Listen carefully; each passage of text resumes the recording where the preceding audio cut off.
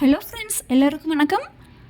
இன்றைக்கி நம்ம வீடியோவில் வந்து சுவையான பாவ் பஜ்ஜி மசாலா எப்படி பண்ணலாம் அப்படின்னு சொல்லிட்டு பார்க்கலாங்க. அதுவும் வந்து குக்கரில் டக்குன்னு ஒரு 20 மினிட்ஸில் செஞ்சு முடிக்கிற மாதிரி எப்படி பண்ணலாம் அப்படின்னு சொல்லிட்டு பார்க்கலாம். அது வந்து பெரிய ப்ராசஸ்ஸு. நம்ம டக்குன்னு குக்கரில் வச்சு முடிக்கிற மாதிரி பார்க்கலாம். அதுவும் வந்து வெளியில் சாப்பிட்ற டேஸ்ட்லேயே வந்து எப்படி பண்ணலாம் அப்படின்னு சொல்லிட்டு பார்க்கலாங்க.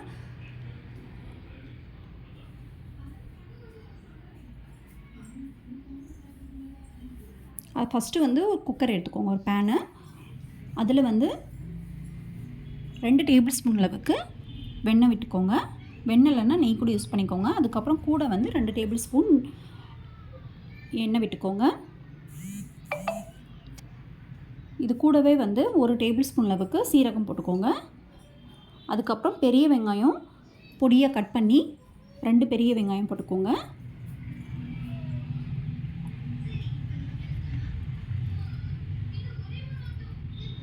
இது கூடவே வந்து 1 டேபிள் ஸ்பூன் அளவுக்கு இஞ்சி பூண்டு பேஸ்ட் போட்டுக்கோங்க. இந்த பச்சை ஸ்மெல்லாம் போகட்டும், அது வரைக்கும் வணக்கிக்கோங்க. பச்சை ஸ்மெல் போனதுக்கப்புறமா இதில் வந்து 2 தக்காளி, மீடியம் சைஸ் தக்காளி 2 போட்டுக்கோங்க. இது கூடவே மசாலா ஐட்டம்ஸ் போட்டுக்கலாம். மஞ்சத்தூள் 1/4 டேபிள் ஸ்பூன் போட்டுக்கோங்க.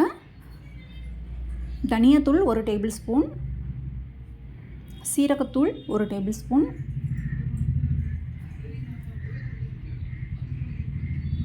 அதுக்கப்புறம் சில்லி பவுடர் 2 டேபிள் ஸ்பூன் போட்டுக்கோங்க.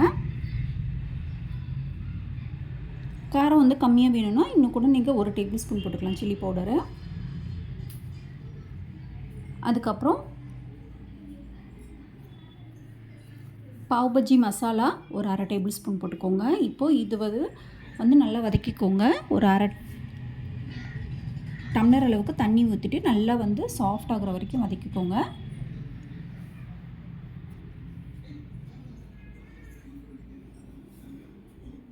இது வதங்கியதுக்கப்புறமா இதில் வந்து வெஜிடபிள்ஸ் போட்டுக்கலாம். கேரட்டு 1, கேப்சிகம் 1, பீட்ரூட் ஒரு 1/4 சைஸ் போட்டுக்கோங்க. பச்சை பட்டாணி போட்டுக்கோங்க ஊற வச்சது. அப்புறம் பொட்டேட்டோ 2 முழுசாக அதையும் வந்து கட் பண்ணி போட்டுக்கோங்க. காலிஃப்ளவர் ஒரு கப் அளவுக்கு, சின்ன கப் அளவுக்கு போட்டுக்கோங்க. இது கூடவே வந்து கொத்தமல்லி போட்டுக்கோங்க. இதெல்லாம் நல்லா வதக்கிக்கோங்க. பட்டாணி இல்லைன்னா காஞ்ச பட்டாணி வந்து ஊற வச்சு அதையும் யூஸ் பண்ணிக்கலாம். அதுக்கப்புறம் இதுக்கு தேவையான அளவு உப்பும் போட்டுக்கோங்க.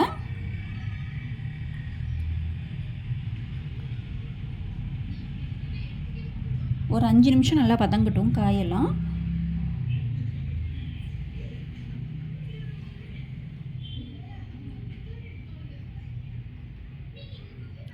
காய் நல்லா வதங்கினதுக்கப்புறம் ஒரு 2 டம்ளர் அளவுக்கு தண்ணி ஊற்றிக்கோங்க.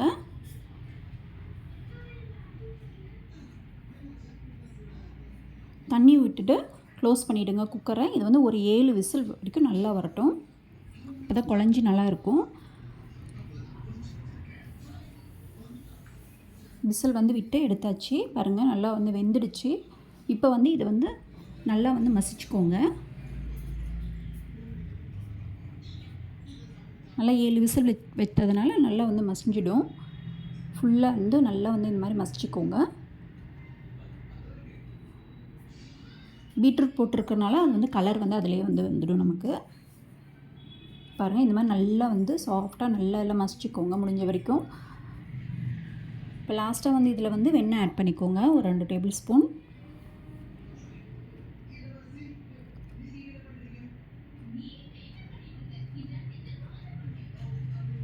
அப்புறம் இதில் வந்து கொஞ்சமாக வந்து கஸ்தூரி மெதி போட்டுக்கோங்க, ஒரு 1/2 டேபிள் ஸ்பூன் அளவுக்கு. அப்புறம் லாஸ்ட்டாக வந்து 1/2 சைஸ் லெமன் வந்து பிழிஞ்சு விட்டுக்கோங்க. சின்ன லெமன்னா ஒரு 2 ஃபுல்லாகவே வந்து பிழிஞ்சு விட்டுருங்க.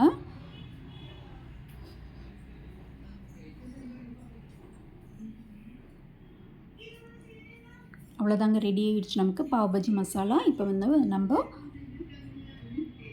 பன் வந்து நம்ம ஃப்ரை பண்ணிக்கலாம். அதுக்கு வந்து ஒரு பேனில் வந்து வெண்ணெய் விட்டு காய வச்சுட்டு அது கூடவே வந்து பாவ் பஜ்ஜி மசாலா ஒரு 1/2 டேபிள் ஸ்பூன் போட்டு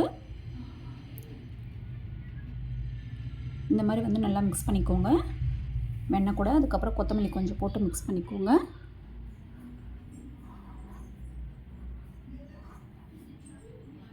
இப்போ வந்து நம்ம இந்த மாதிரி பன்னை வந்து கட் பண்ணிவிட்டு டோஸ்ட் பண்ணிக்கலாம். வெண்ணெய் வேணால் இன்னும் கொஞ்சம் கிறிஸ்பியாக வேணும்னா வெண்ணெய் கூட இன்னும் கூட ஆட் பண்ணிக்கலாம், இல்லை நெய் கூட ஆட் பண்ணிக்கலாம். ஒரு 2 மினிட்ஸ் அப்படியே இருக்கட்டும், நல்லா கிறிஸ்பி ஆகட்டும்.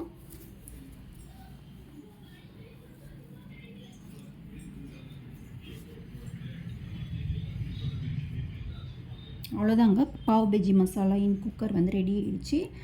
இந்த மாதிரி மெத்தடில் வந்து கண்டிப்பாக ட்ரை பண்ணி பாருங்கள். ரொம்ப ஈஸியாகவும் இருக்கும், டக்குன்னு முடிஞ்சிடும், அதே டேஸ்ட்லேயும் கிடைக்கும், நம்மளுக்கு வெளியில் கிடைக்கிற டேஸ்ட்லேயே.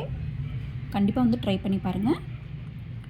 இந்த வீடியோ உங்களுக்கு பிடிச்சிருந்தது அப்படின்னா லைக் பண்ணுங்கள், ஷேர் பண்ணுங்கள், மறக்காமல் வந்து சப்ஸ்கிரைப் பண்ணுங்கள். நன்றி, வணக்கம்.